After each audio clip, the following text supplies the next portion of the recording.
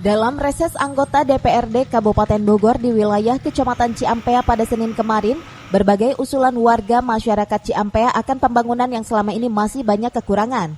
Keluh kesah warga Ciampea disampaikan oleh Camat Ciampea Yudi Santoso. 3 pembangunan yang menjadi prioritas yaitu pembangunan kantor Kecamatan Ciampea, penambahan SMP negeri dan gelanggang olahraga mini.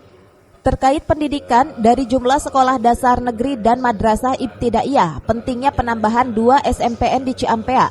Bahkan lahan sudah tersedia di Desa Bojong Jengkol dan sudah dikaji akan lokasi lahan tersebut jauh dari sekolah negeri dan swasta. Saat ini SMP negeri hanya ada 1 keberadaannya.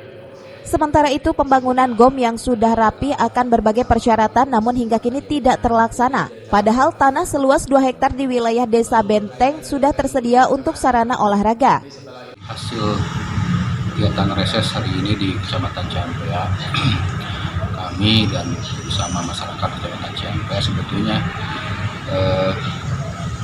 menyampaikan aspirasi itu satu berkaitan dengan kecamatan.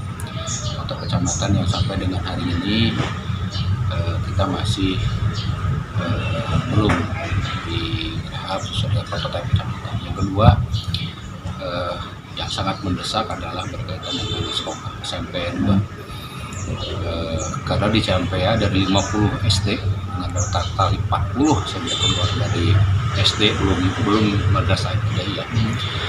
Hanya ada 1 SMP. Sedangkan tempat lain sudah ada SMP 2, SMP 3, ada sampai 4. Nah, kita mendorong itu, masyarakat menyampaikan aspirasi, sebenarnya kita harapkan di 2023 ini sudah tepat lokasinya karena berdasarkan kesepakatan tadi kita lokasinya ada di Desa Bojong Jengkol. Di sana ada tanah aset pemerintah daerah seluas 7.000 meter dan ketika kami kaji memang lokasinya cukup representatif dan kemudian juga lokasinya itu agak berjauhan dengan SMP swasta yang di Kecamatan Ciampea.